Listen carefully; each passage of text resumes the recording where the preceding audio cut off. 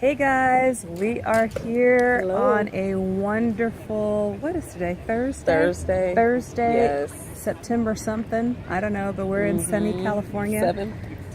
September 7th. Yes. Okay. And we are here in what is called Silicon Beach. Silicon Beach. And I have my girl who is Yes. like, I'm so proud of her. This is Glenetta, everybody. And she was my children's principal. And I wanted to bring her to you guys today and have her join the conversation, because if you look to the right, you will be looking at UCLA. If you look right up there, you'll be looking at LMU, Right. Loyola Marymount University. And if you look behind us, you'll be looking at USC. And the reason that Glenetta is somebody who I wanted to bring to you today for a conversation is because Glenetta is one of those, you guys heard about Hidden Figures? All those people, those black women that were just doing some amazing things. Glenetta is one of those to me. She is a dual Ivy League graduate. So I know we push our children to get one degree. She has two. And if you don't mind just sharing where those degrees are from. So, thankfully, I got my undergrad degree from UC Berkeley. Graduated Bears. in 1994. Okay. 94. And then after that, I left and I went to Harvard University School of Education and got my master's. And then actually about 5 years ago, I went to Dominguez and got another master's. So I love education. I just love it. So I'm always working on what's the next thing. And that's one of the reasons why I wanted to bring her on the show today, because I believe that it is because of her passion as an educator that my son was able to get a scholarship to a prominent high school here in California. And I believe if they gave middle schoolers scholarships, my daughter would have one as well. And it was because of her passion. While my children went to school at what would be considered an inner city school, right? That was by design, by the way. We made sure of that. And I think that you being there took the inner city school experience to a whole different level. Whole different level. And the reason that I wanted to make sure that we talked about this subject, because I'm political, but I'm not looking to be political, however you can say that. I'm looking to be impactful. Right. And making sure that we know how to impact our children's futures is why I want to make sure that you're here.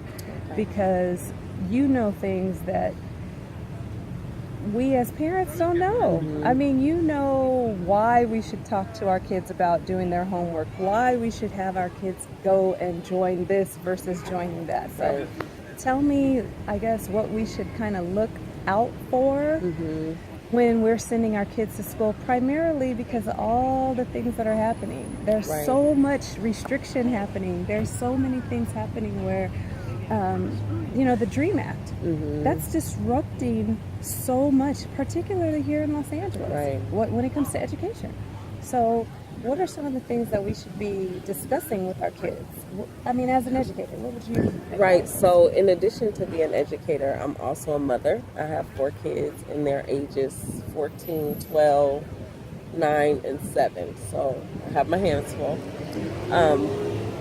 And so the other day, my son got in the car, my 12-year-old, and he's like, "Mom, is it possible for you to hide one of my friends?" Wow. And I'm like, "Where's this going?" Right. He says, "Well, you heard about what happened, and Trump is sending everybody back to Mexico." Wow. And he's just like trapped in fear. Like, I can't believe this is happening. But the reality is, kids are feeling every law that happens these days, every change that happens, they're feeling it. And we have to be able to have those conversations with them, redirect them, help them to focus on something else. But it's, it's just reality. And so my thing to parents is this: if your child asks you a question, have a conversation. And not just because I said, do it because I said so. Right. This is a generation, when we were kids, our parents said, do it because I said so. Do what I say, not what I do. Right. If you ask why too many times, you might get knocked out. Right. This is a generation if you don't ask them why, they will go to the internet and find out themselves. And that might not be where you want That them to go. might not be Right. where you want them to go. So I'm definitely a mom who, if they ask me a question, and I get them all the time. You know, my 7-year-old one day walked into the kitchen and said, "Mom, what's your biggest fear?" Why are you asking me that question at 7? At 7, right. My mom would have said, "Take your little tail back in your room and read a book." Right. Don't ask right, me nothing right, like that. Right. But I had to actually have a conversation with him. Yeah. So this is just a generation of they're so consumed with information. You know, I think about times when I'm like, how do I do so and so? Mom, DIY it. Just look on YouTube. Right. You know, my house this summer was full of slime. Right. They wanted to make slime, edible slime. Yes. They wanted to make beaded slime. Yep. Fluffy slime, neon slime, glitter slime. It's a doing generation. Yes. So if they ask and they want to do, provide those spaces for them. Otherwise, they'll get the information. If they don't get it from you, they're going to get it from someone else. Right. Yeah. And that, I think, as a parent, we are so concerned with trying to control. Right. We're trying to control because our time. Right. We don't want to say the wrong thing. Right. We just kind of, and that, would you say, is kind of stifling? Right. It's stifling the child. It's stifling their creativity. Instead of fostering the creativity, we're stifling it. Right. Well, one of the things that I recall, you changed the game at the school that you were the principal of when my children were there, because you introduced the arts. Right. You made it where... And arts was a priority. You know, every year as a principal, they come to you and they say, you have to make some cuts. They always suggest cutting the arts. You know, my art teacher was probably the highest paid art teacher in our particular district, and I refused to compromise. Every year, you're going to have to cut back on her salary, or you're going to have to cut her altogether. Wow. And I had decided, no, I'm not doing that, because I have 4 children. All of them love art. 2 of them really excel in art. And I think about a time when a student came to the school, his mom said, "He's bad." She's like, "You got to watch him. He will set some stuff on fire. He will, throw some things. He looks quiet, but he will turn the school out." Okay. You know, we're coming from Compton. We had to leave that district. Some things happened. I said, "Stop right there. I don't want to hear nothing else." Right. So this young man, I brought him into my office. I said, "So tell me, have there ever been times in school when you do focus?" He's like, "Yeah, I have my times." And this is a 4th grader I'm talking to. Right. And I say, well, he's going into 4th grade. When are those times that you actually focus? He's like, "When I can draw." Oh. I said, "Do you know we have art class?" Right. And it's every day. Right. And even if your class doesn't go every day, you can go at lunchtime. You can go after school. The teacher is really good. She loves art. And that kid did not give me one day of grief. Well, because you knew how to channel. Right. Yeah, you knew how to, first and foremost, she said that she had a conversation with a 4th grader. Right. A principal having a conversation with a 4th grader, right? And they have a lot to say. Right, exactly. And I think that that's something, this is Conversations with Christyna. And one of the things the reason why I started Conversations with Christyna is because I was fascinated with my clients. I did more, so how'd you do? Where'd you come from? Than I did, can you sign on the bottom line? So that's where Conversations with Christyna came from. So I really appreciate the fact that people take time to get to know each other. Right. And for you shared that you were the first person in your family. And you came from a pretty large family, if I remember. I'm from a family of 12. There's 12 of us. 12 of you. 2 are deceased, God rest their souls, but there were 12 of us growing up, and I'm number 10. Wow. I have 2 younger siblings. Wow. And I grew up in East Oakland. And this is not in the 40s or 50s. No, this is the 60s and 70s. 71. Don't put me in the 60s, girl. I was born in 71. No, but 12 people. Right. 12. Right. And so the thing about it is that at a certain point, I think around 3rd grade, I looked around at some decisions that different people were making that I knew. And I really just analyzed people's lives, and I looked at the neighborhood, and I was just trying, East Oakland, which is similar to like South Central Watts. Right. So I said, what is it? How can my life be different? Because some of the things that are happening, I don't want to participate in that. Right. I don't want to participate in being on drugs. Right. I don't want to participate in being a teenage mother. Right. I got to do something different. Something different to get a different And result. And so I started to look around my environment, and one thing I saw at my elementary school, all my teachers were black women. And I said, you know what? This might be my way out. So in you my saw little Black third Girl grade Magic mind. in Right. third grade. Right. So I looked around and I said, wait a minute, these women have nice cars. They dress really nice. Because back then teachers dressed. Yeah. And they were nice. They were so nice people. Mm-hmm. And so I said, you know what? I think I want to try this out. So my teachers saw the educator in me, and they would always attach me to a kid who needed a little extra help or help with their homework, whatever. I was always put in a role to help somebody because I was one of those kids. You give me the assignment, I'm gonna get it done, and then I'm like, okay, what's next? Or I'm gonna tear this classroom up. Like, give me something to do, or something's gonna go down. At least you knew who you were. I knew who I was. So they knew who I was. So Right. they always found something for me to do. Okay. And so I think that's how I initially came into my love for education, because I would sit there with my classmates, teach them their times tables or whatever, saw that they got it, and that excited me. Ah. So every summer, where was I? Sitting on my porch with about 3 or 4 kids in the neighborhood, teaching them something. Wow. So in Sunday school, my dad gave me a job. Okay, you're going to teach the little kids. Well, I'm a little kid. Will you teach the babies? Like, it was always, people saw that the God-given talent in me and just steered me constantly. And so I think that's what I saw in you. Because if you remember, the school was in a church. No, let's put this in perspective. The school was in an abandoned church. That was falling apart. It had been condemned. Brick by brick. The school had an annex. The church had an annex, which was still stable, Right. per se. Right.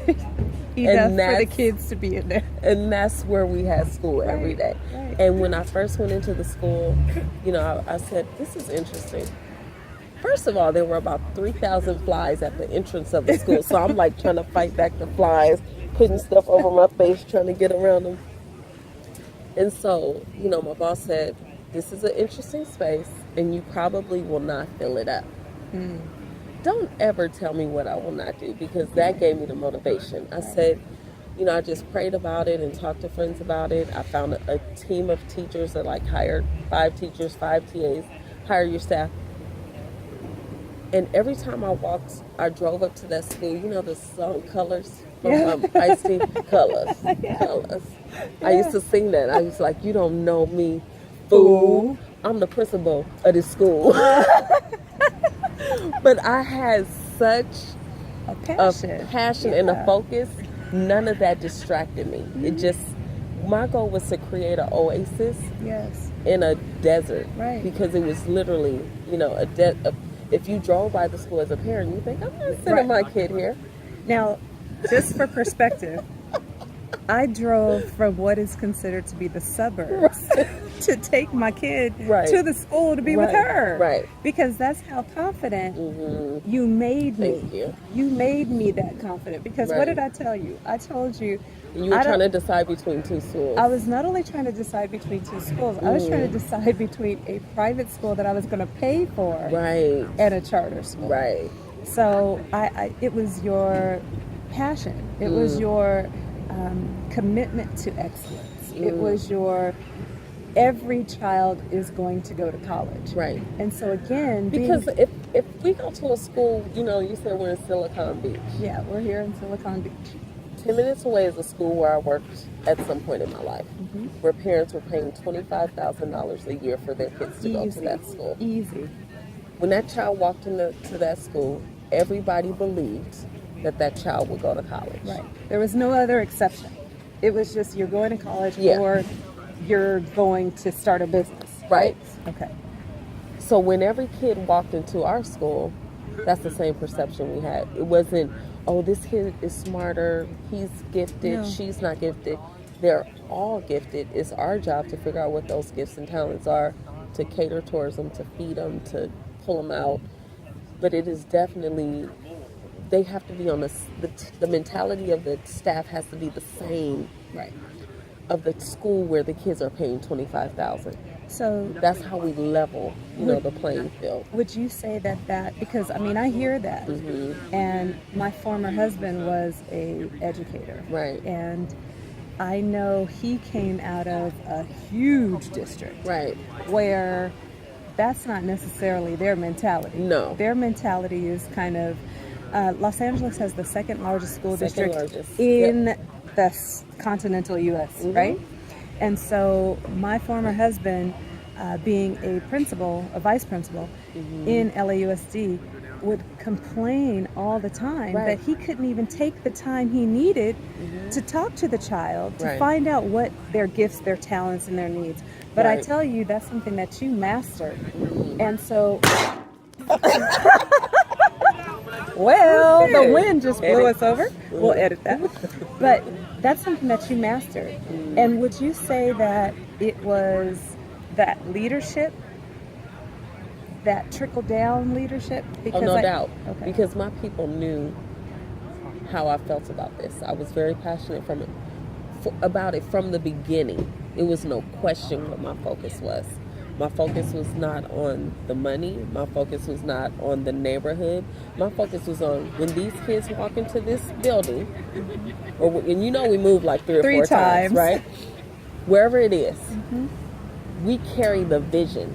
So when they walk into that building, we have to create a safe space, an oasis, a distraction from the bullcrap that they had to walk through to get to the school. Right. One of the interesting things, and I'm just sharing this with you guys as a sidebar because she's not going to tell you, but one of the interesting things was, I think, it wasn't because I didn't come when the school was at the church. Right. My kids started the year after. Yeah, but you came to meet me and everything. I came to meet you there, but wasn't there a dead body? Oh, no, somebody got shot on the steps of the campus. Right. Like on the door of the campus at that first location. We had to move. Right. Yeah. And I remember you actually had to deal with that. Oh, yeah. Like for the children. Can you tell my audience how you how you had to handle that? And it's funny because now I do work, anti-violence, violence prevention work. But I was actually in the Bay Area burying my nephew because he had gotten shot and killed randomly. He was going to be the first male to finish college in our immediate family. Okay. I get a call from the school and they're like, sit down, we need to tell you something. I'm like, okay. So they call me and they say somebody just got shot and killed basically on the steps of the school. And I'm just like, on the inside, I'm boiling over. Yeah. But whenever you're in a leadership position, you have to keep your cool no matter what. Which is why I'm not a leader. Right. Because I'll go off. And so for my first question was, of course, twice. It's all good. My first question was, are the kids okay? They're fine. Is the staff okay? Any parents get hurt? Because they're the ones who trust me every day. Of course, yeah. And so none of the staff have been hurt. None of the students have been hurt. There was a gang war going on in the community, blacks versus Mexicans. And our school happened to be predominantly black. And anyway, so they were running towards the school for a safe haven. And the young man that was trying to go into the school got shot. Anybody could have been outside. Anybody. But anyway, so he got shot and killed. And that was one of the toughest times because I had just recruited 100 parents to come to the school. So we had made our mark of 100 parents. Wow. But now I got to convince them that it's going to be okay after and safe. this. Yeah. And so, eventually I come back to the area, and the sheriff, the police there told us that we needed to move right away. We need to find another location. So we took up shop at another school for the rest of the school year. Actually moved twice for the rest of the school year. And this was in March. So you had a distance. Right. And so I had this meeting. There was this big meeting with the parents. You got to meet with the parents, calm them down, make sure they stay at the school. So I go into the meeting, and we have this very, emotional, because the parents are like, how could you let this happen. or Yeah. just Yeah. they got to find somebody to blame. Yeah. And at the end of the day, I've got them back focused on our purpose and our vision. What is our purpose? Why do you send your child here every day? Why do I get up and come here every day? Right. Because we want something different for our kids. We want this to be a community where going to college is not a rare thing. Experience. It's normal. It's not like a Just unicorn. like in West LA where everybody goes to college, the majority go. Right. We want the same thing for South Central LA. Right. So this incident that happened is another distraction. Absolutely. So at the end of the day, yes, we're going to mourn that young man that lost his life, and we're going to move on and get back focused on our mission, because there'll be other things going on. But as long as we stay focused on the vision, somebody's calling me, we'll be all right. It's okay. So, I would say that was a very defining time in my career, because my thing was, I don't want anybody to leave the school. I want them to still feel safe no matter where we go. And like I said, we moved 2 times. I kept the majority of the team. I want to say like 95% of the people stayed.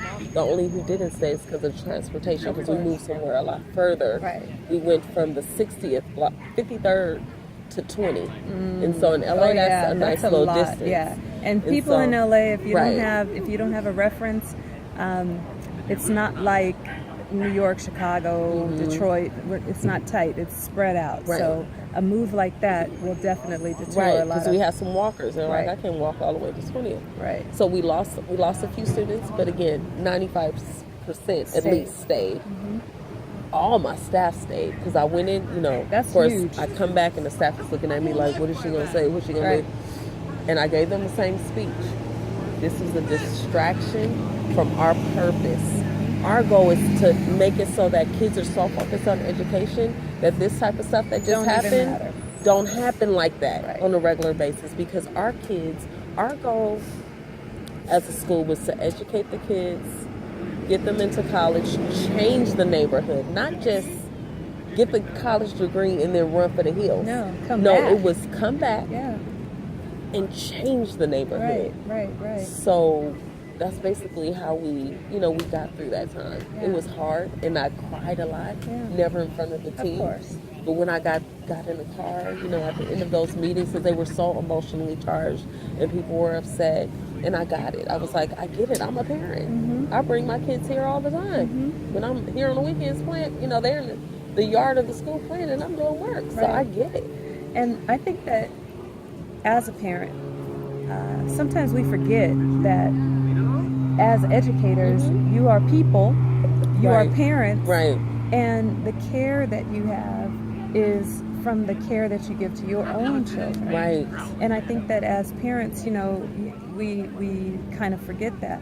One of the things that I know is that you've moved into a different role within education. And you're doing something to help prevent violence. Right. And can you tell us a little bit about that? Because it's Sandy Hook. If you guys remember, how many Sandy years ago? Hook Promise.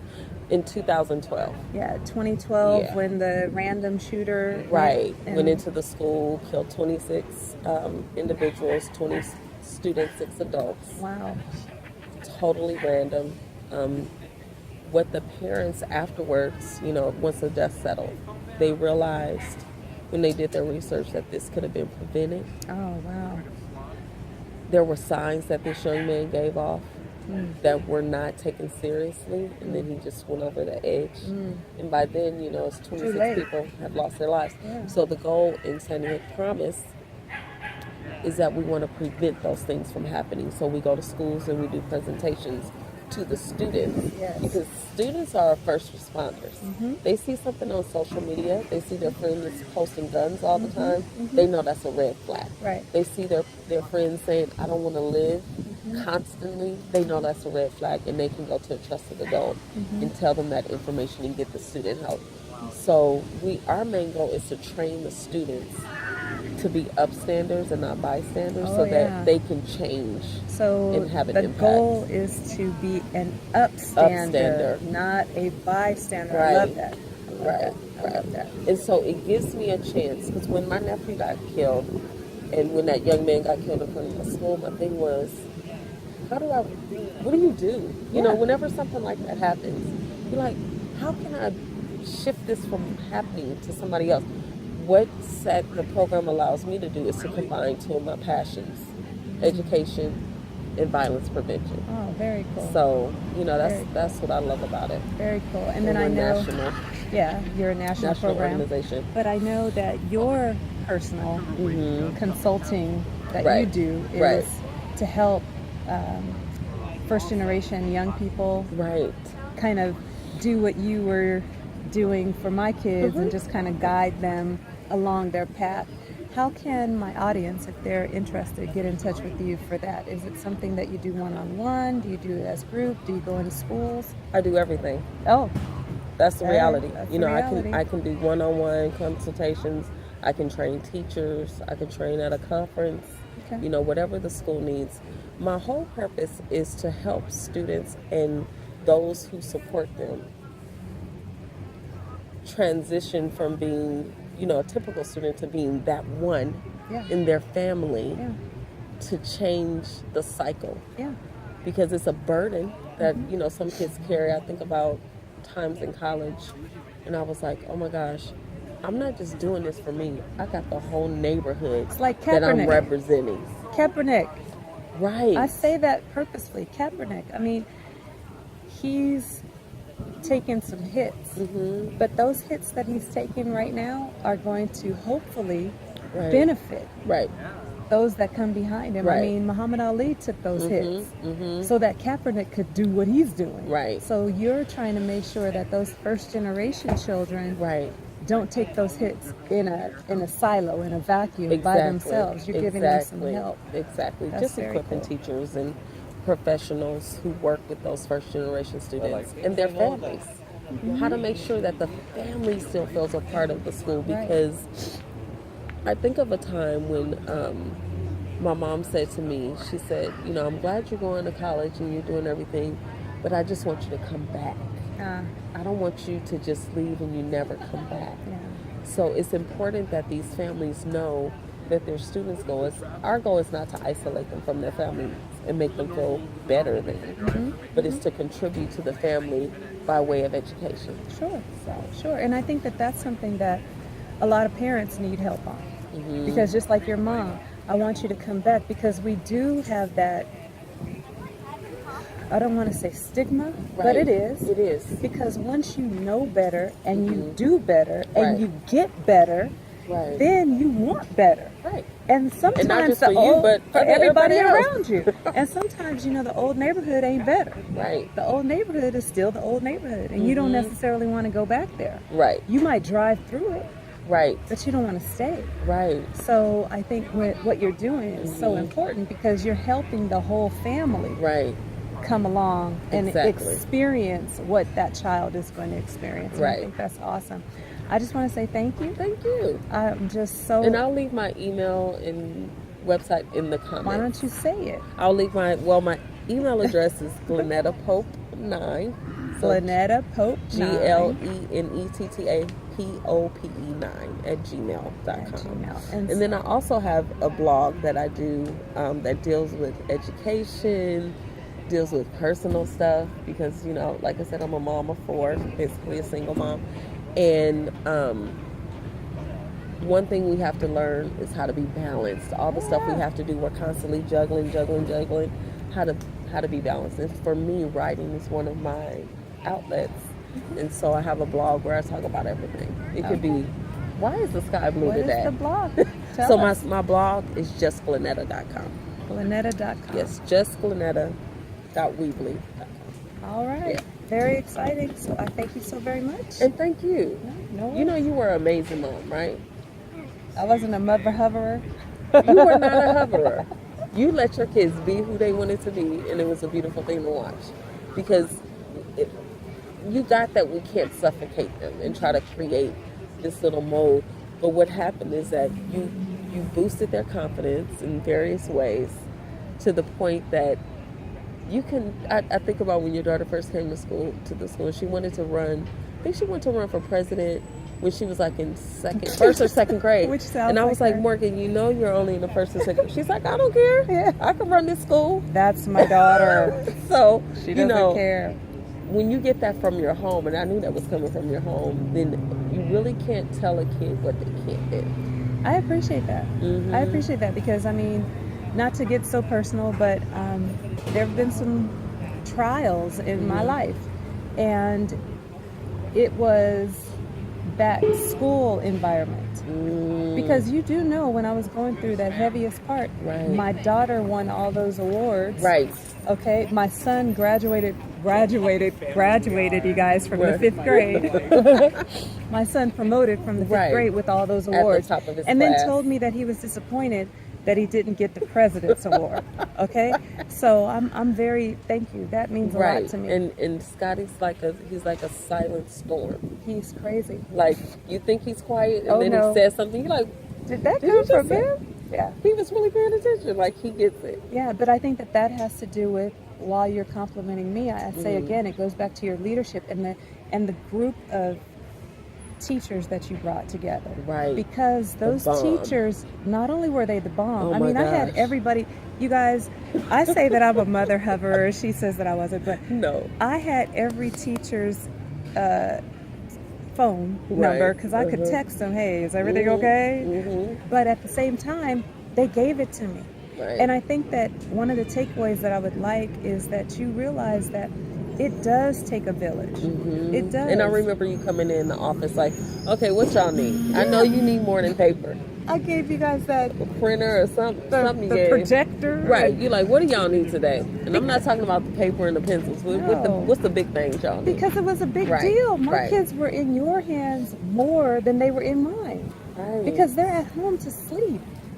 But they're with you more than that. So if I can't support you in the way, and so again, one of the takeaways that I have for you audience is make sure that you are partnering up with your principal, with your child's teachers, teacher, anybody who has and don't contact. feel that you're doing the wrong thing, and don't feel that you can't go on campus, because I know here in Los Angeles there's this big thing that, you know, the school is on lockdown and you gotta have this and that. Right. No, Right. they have your children. Right. You need to be where they are. Right. And you need to know who is in your children's face. So Right. if the one takeaway is make sure that you are a partner Right. to your teacher and make that campus your extracurricular home. Right. You know, I mean, Right. that's the one thing. So again, I Right. just want to thank you, Thank Glenetta. you. And this was a long segment that'll probably be broken up Right. in probably 2, 3, or 4. And I just thank you guys, the audience.